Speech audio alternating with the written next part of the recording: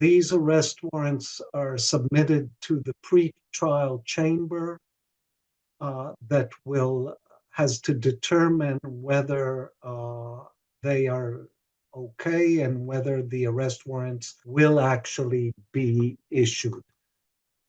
From past experience, we know that the prosecution does not submit warrants that are not robust in terms of the evidence that is provided. And if I recall correctly, in all cases until today, any arrest warrant that was issued by the prosecutor was approved by the pretrial chamber.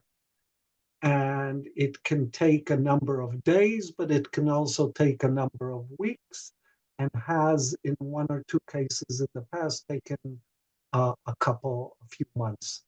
124 countries are member states of the ICC, and any member state is obliged by law to arrest anyone that is named by the ICC with an arrest warrant.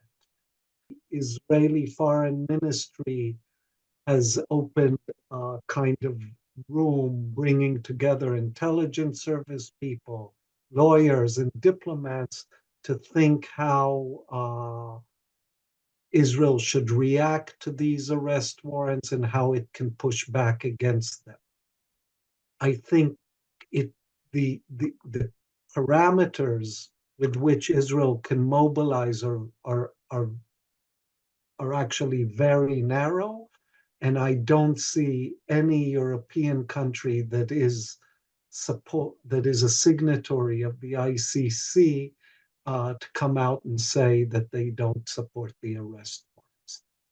And I think that the perception in the West, with both the ICJ ruling maybe next week or in a couple of weeks about the new submission, the submission from last week, including these arrest warrants, is that Israel is slowly becoming a pariah state, not only among civil society in the West, but also among the ruling elites in the West. And I think this arrest warrant is adding to that.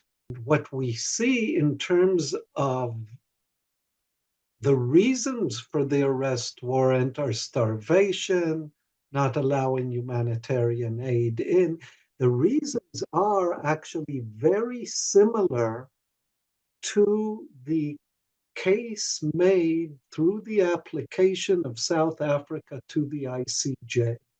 And what I think has happened is that following South Africa's application, the ICC understood that it can no longer sit on the fence and that it has to do something. I actually think that genocide is everywhere in this arrest warrant. So they might not be using the word genocide, but the same allegations that were brought forth by the South African application appear to be also in this warrant.